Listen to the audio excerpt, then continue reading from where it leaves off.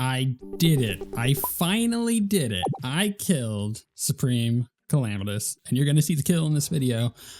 So just, real quick, I've got a bunch of stuff to go over of how I did it, the setup that I had and all that. But I do want to say the contributing factor here for me actually getting the boss kill was that every night since the previous episode that we did, it's been a few days, I've been playing for just over an hour every night, just doing the boss. And then if I didn't kill it, I would go record something else and put a different video up. But it took me, because this was a full stack, so 103 attempts, because it would be 9,999. So that's quite a lot of attempts on the boss. And I made a couple adjustments to what I was using, which eventually got me the kill. I've tried all sorts of different combinations out of those 103 attempts. And I was convinced in the previous episode that just using the soul artifact with the dragons was going to be the way to do it. And honestly, I probably still could have done it that way. However, I was having an issue in one of the last phases where the boss is suddenly surrounded. So I should say I'm still like fresh off the adrenaline for this. So my brain is kind of all over the place. You're going to have to bear with me. But what I found was that in the final phase, when the boss gets surrounded by all this stuff, the dragons just didn't feel like they were doing much. And so I was like, well, I need some more survivability in order to get to that point to begin with. I need to get to that point with a healing potion essentially available and my resurrect available. And so I was using Drew's wings. I was using the relic and all that, and I swapped. I tried all sorts of different stuff, basically everything except the hammer, which I was using to craft. I'll show you how I rebuilt the monument area in just a moment, but what I did essentially was I realized that there was a potion that we were using. Oh goodness, what was it called? Like dragon something? No. If I go to consumables, I may find it because I want to point this particular potion out because it was causing me so many issues and I didn't even know it until like attempt 90. Like literally after I figured this out, it made a massive difference. Oh, there it is. No, that's not it. Oh, goodness. Oh, goodness. Oh, dear. Oh, not holy rasp potion. It is a potion, though. I know I can make it. Can I also buy it? I actually might be able to buy it, too. Here, let's head down into the base real quick. Because the dude over here may have it. Oh, yeah, we got Calamitas to move in. We'll talk about that in a moment. But was it flasks? No, not a flask. It wasn't a combination either.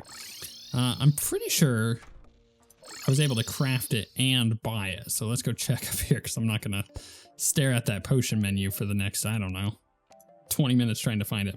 Here it is, the Draconic Elixir. I knew it was dragon, something or other. So this says greatly increases wing flight time. So when you use it, greatly increases wing flight time and speed and increases defense by 16. Silva invincibility, right? You got to remember, we're not using the Silva armor. We're using the auric armor, which gives us the Silva stuff for it. So it says Silva invincibility heals you for half or heals you to half HP when triggered. But if you trigger the above heal, you cannot drink this potion again for 60 seconds and you gain 30 seconds of potion sickness. This was causing me so much pain, and getting rid of this out of my inventory was the key to beating the boss. Because I would get into a situation where I was about to have a heal off of cooldown, and the heal would pop, and I would go and hit the potion to heal, and I had just triggered my save from death, which means that now I couldn't heal. I mean, this healed me to half health, but now I'm waiting another 30 seconds for a potion, and it was actually kind of screwing me, to be honest. I would say this was the biggest contributing factor of this. The second contributing factor to me not winning was this new keyboard that I got. I've decided to keep it, but that is because I've come to the conclusion that if I'm using my super clicky loud keyboard, it potentially drives people off. If I'm using this new one, there are no downsides to it. I'm not going to suddenly drive people off because I have a quiet keyboard, right? So I've decided to keep it, but it is super sensitive. And so I'm like, you'll see it in the fight. Like I'll accidentally dash when I don't mean to. And sometimes it helps and sometimes it definitely doesn't. So yeah, that was the other thing, is this keyboard was screwing me over too, but we eventually started getting used to it. Okay, so final thing. I decided to go with the double whammy here. Once I decided to get rid of the dragons, which was a hard decision to make, to be honest, because the dragons are freaking awesome, I decided to go with the core of the blood god, which boosts my max HP by 15%, and healing potions are 25% more effective, halves enemy contact damage, and when you take contact damage, the effect has a 20-second cooldown. So I decided to pair this, which pairs really nicely, with the rampart of the deities, essentially because my heals come off of cooldown quicker, my healing potion comes off cooldown quicker, I was able to utilize the better healing from this right off the bat, and then also I have a lot more HP, so it's kind of just a huge defense increase, and then also having the additional time on my immunity when I get hit is really, really nice. So like the combination of those two were great, and in order to make up for the lack of having the draconic elixir in my inventory, I put on the Silva wings instead of Drew's wings, and that was it. And then after like 2 or 3 attempts of this setup, I got it. So I was so happy with that. So without further ado, here is my kill.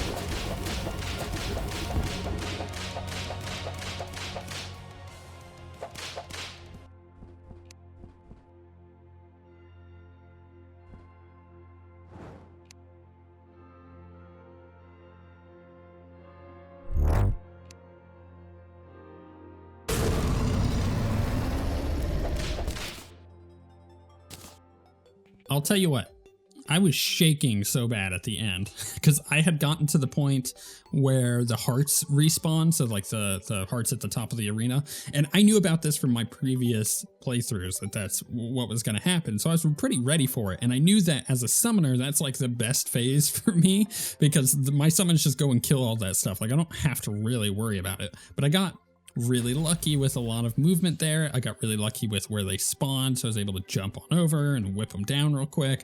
And then I was just let my like summons take the wheel essentially and just let them do their thing. And then I got the rage, I think it was at the end, or the adrenaline, and it was a rage, and it just helped so much. So it just like that was the perfect fight.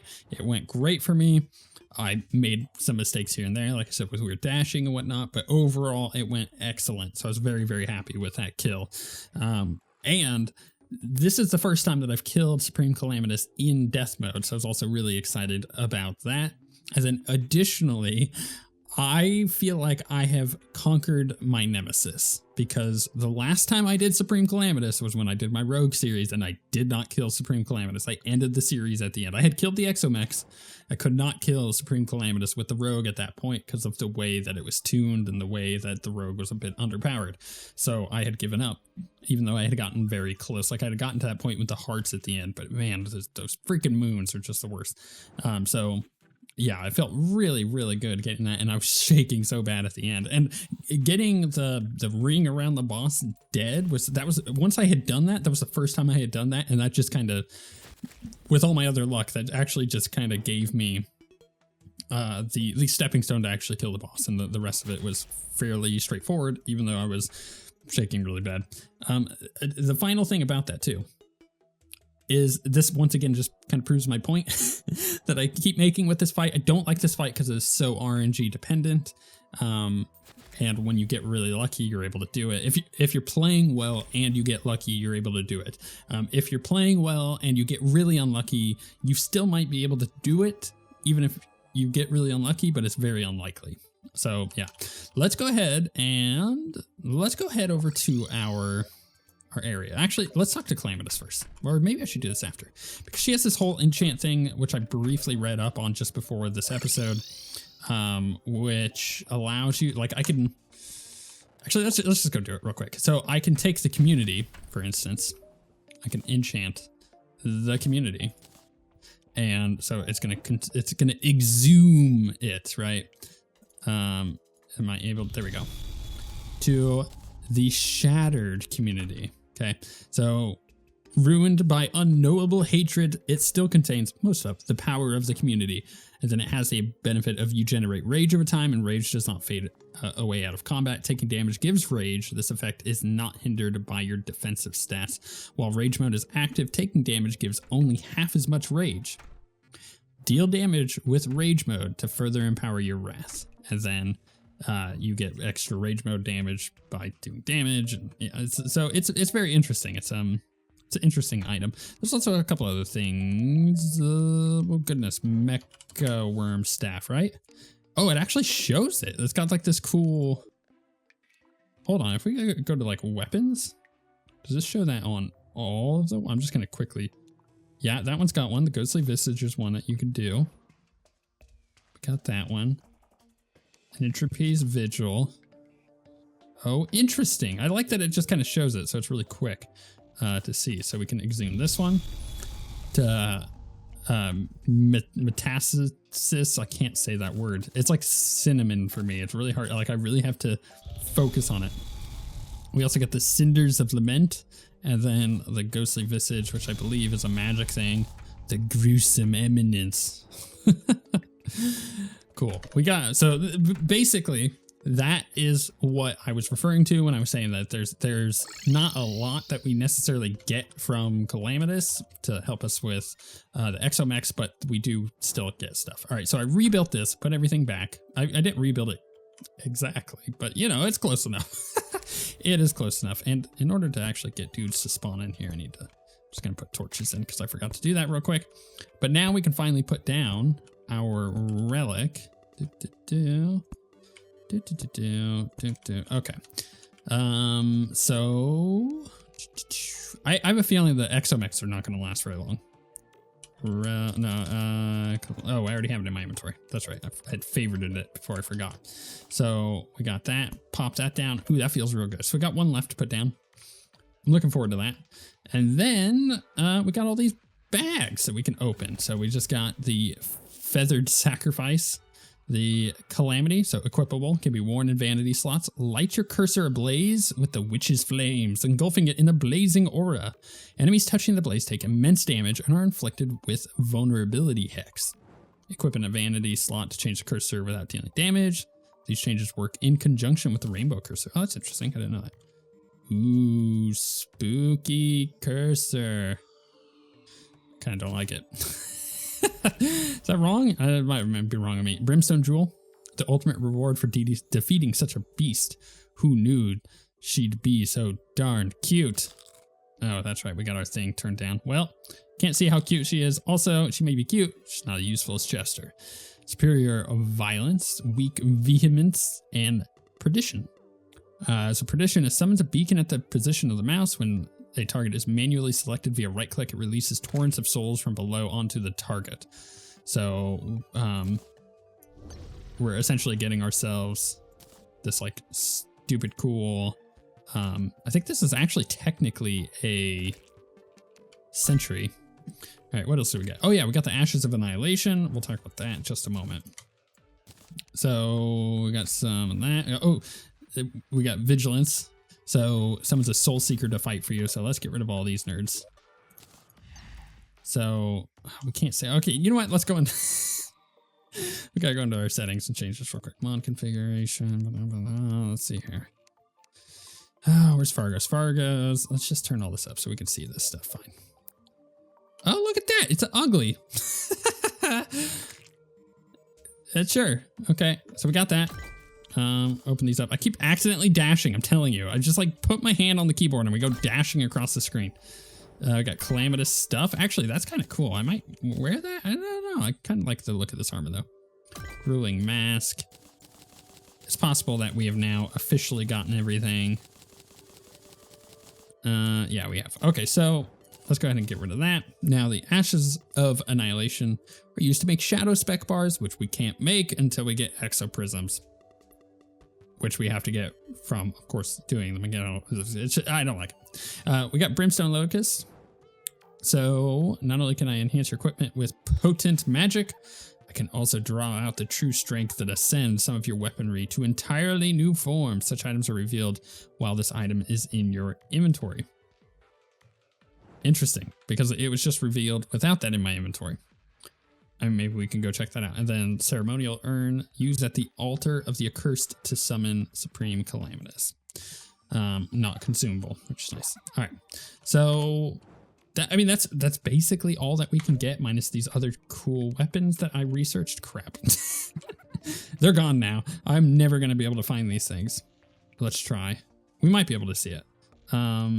Oh, actually, here. Let's real quick. Let's just make this other thing real quick. What was it called? Brimstone Locust.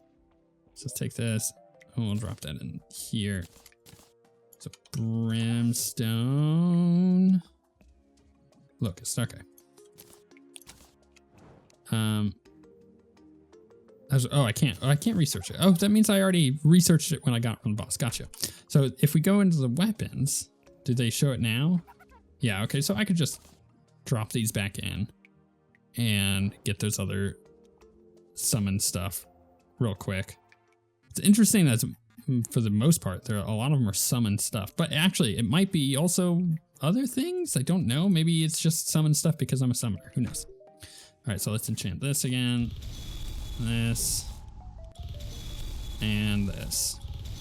I think there was another one that I'm forgetting. Okay, so this one is summons a sepulcher to fight for you. While it's active, brimstone hearts will begin to appear and orbit you. It will attempt to attack you more and more frequently depending on how many hearts are present. It takes up 4 minion slots and can be summoned once. Can only be summoned once. Interesting. So it summons a dude and there's brimstone hearts. It will attempt to attack you more and more frequently depending on how many hearts are present. Okay, so like, let's say for instance, we summon this thing. So Is it actually going to attack me? Oh, so like I have to kill the Brimstone Hearts, because if I don't, this guy's just going to attack me. That's interesting. That's a cool mechanic. That's what I'm talking about, Calamity. More of that kind of stuff. That's a cool mechanic. All right, let's get rid of this thing before it kills me. All right, what was this other one? Summons either Cataclysm or Catastrophe at the mouse position. They will look at you for a moment before charging at you. They can do damage to both you and enemies. Ooh, they do a lot of damage too. Okay, what if I go? If I right click? Wait, hold on, it says at the mouse position. Oh, so it's just like, it does one of them. Oh my goodness.